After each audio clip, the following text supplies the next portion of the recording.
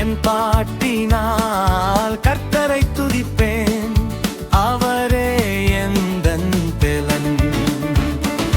கர்த்தருக்கு ஸ்தோத்திரம், கர்த்தருக்கு ஸ்தோத்திரம்.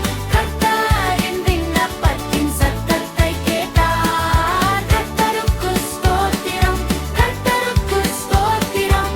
கர்த்தர் என் விண்ணப்பத்தின் சத்தத்தை கேட்டார். கர்த்தர் என் விண்ணப்பத்தின் சத்தத்தை கேட்டார்.